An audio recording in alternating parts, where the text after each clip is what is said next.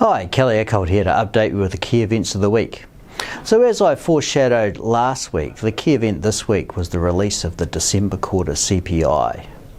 In the last few months, we've seen some pretty significant disinflation in things like imported goods prices and food prices, which meant that inflation pressures seem to be receding quite a bit more quickly than was anticipated even a couple of months or so ago.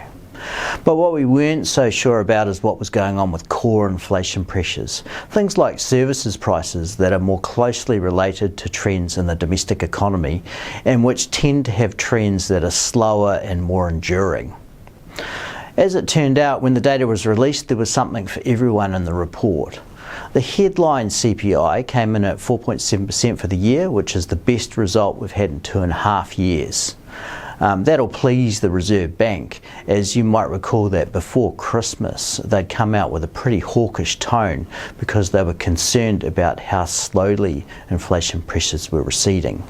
This data probably will make them a little bit more relaxed about headline inflation and inflation expectations remaining too high. But underneath the headline data, there were a few indicators of concern. Core inflation pressures did in fact come in a bit more strongly than both we and the Reserve Bank forecasted a couple of months ago.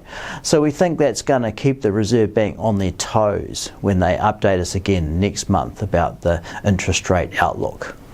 The issue there is that whilst things like food and imported goods prices can fluctuate up and down quite a bit due to factors outside of New Zealand, for example these recent increases in container shipping costs associated with problems in the Red Sea might see some of those prices stop falling in coming months. It's those domestic core pressures that are really going to determine where inflation settles later this year and into next year. So I'll be back next week to give you another update.